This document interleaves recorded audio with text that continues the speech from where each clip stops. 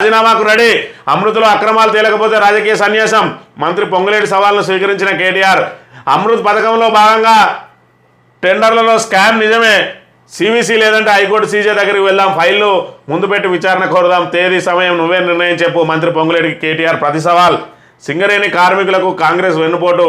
16% వాటా పంచి 33% అని మోసం. కాంగ్రెస్పై మాజీ మంత్రి కేటీఆర్ ధ్వజం అని చెప్పి మరి ఇక్కడ నేను రాజీనామాకు రెడీగా ఉన్నా, నువ్వు ఏదైతే మరి ఇక్కడ అమృత్ స్కామ్కి సంబంధించి 8,888 కోట్లకు సంబంధించి అప్పనంగా టెండర్లను అనర్హులకు కట్టబెట్టినరు. మరి దీనిలో ఏదైతే ఆఫీస్కి సంబంధించి మరి ఇక్కడ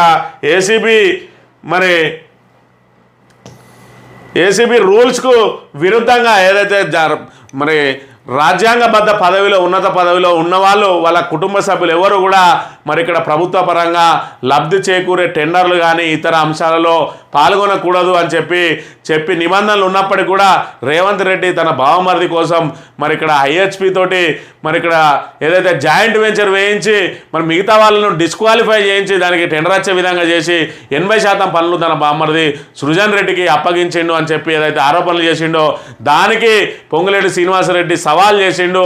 ఇందులో అవకతవకలు ఉన్నట్లయితే నేను రాజీనామా చేస్తా అని. నువ్వు కాదు రాజీనామా చేయాల్సింది, రేవంత్ రెడ్డి. అవకతవకలు నిరూపిస్తా. మరి ఇక్కడ నువ్వు నేను సవాల్ చేసుకోవడం కాదు, సిజిఐ తోటి ఏదైతే సిట్టింగ్ జడ్జి దగ్గరికి వెళ్దాం, మరి సిట్టింగ్ జడ్జి తోటి విచారణ చేయిద్దాం, కాదంటే సెంట్రల్ విజిలెన్స్ కమిషన్ దగ్గరికి వెళ్దాం. ఈయన నేను చేసిన ఆరోపణలో ఏదైతే అవాస్తవం అని మరి అక్కడ విజిలెన్స్ కమిషన్ చెప్పిందనుకో, నేను రాజీనామా కాదు రాజకీయ సన్యాసం పుచ్చుకుంటా అని చెప్పి ఆయన ప్రతి సవాల్ విసిరిండు. దాంతోపాటు సింగరేణి కార్మికులకు ఏదైతే బోనస్ ఉన్నదో ఆ బోనస్కు సంబంధించి 4,701 కోట్లకు మరి 33% అంటే 1,551 కోట్లు పంచాల్సింది పోయి 796 కోట్లే పంచి 755 కోట్లను మరి దగా చేసింది. ఇక్కడ వాళ్ళు ఇచ్చేది 33% కాదు 16.9%. ఈ రకంగా సింగరేణి కార్మికులను దగా చేయడం ఎంతవరకు సమంజసం అని చెప్పి ఇక్కడ కేటీఆర్ ప్రశ్నించిన తీరు.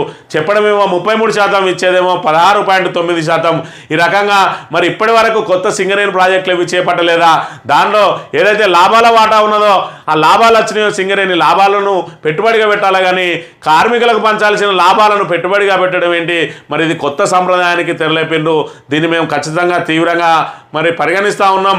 ఖచ్చితంగా వాళ్ళకు రావాల్సిన వాటా వాళ్ళకు రావాల్సిందే, లేకపోతే ఖచ్చితంగా ఆందోళన కార్యక్రమాలు చేపడతామని చెప్పి కూడా హెచ్చరించిన పరిస్థితిని మనం ఇక్కడ ప్రధానంగా గమనించవచ్చు. ఇక మరి ఏదైతే సృజన్ రెడ్డికును మరి రేవంత్ రెడ్డికి అసలు చుట్టరికమే లేదని చెప్పి ఏదైతే నిన్నటి రోజున పొంగులేటి శ్రీనివాసరెడ్డి చెప్పిండు, ఆయన సొంత బామ్మది కాదు అని చెప్పి దానికి సంబంధించి ఆయన చేసిన వ్యాఖ్యలను గమనించినట్టయితే ముఖ్యమంత్రి భార్యకు సృజన్ రెడ్డి బంధువు కాదు, ఆమెకు స్వయాన సోదరుడు అని మంత్రి చెప్తున్నారు. భార్య తమ్ముడు బావమరిది కాకుండా ఇంకేమవుతాడో పొంగులేటి చెప్పాలి. ₹1 అవినీతి జరిగిన 8,888 కోట్ల అవినీతి జరిగిన ఈ చట్టం వర్తిస్తుందనే విషయం ఆయన తెలుసుకోవాలి. ఇప్పటికైనా జరిగిన తప్పును సీఎం ఒప్పుకొని అమృత్ టెండర్లను వెంటనే రద్దు చేయాలని చెప్పి కూడా ఆయన డిమాండ్ చేసిన పరిస్థితిని మనం ఇక్కడ ప్రధానంగా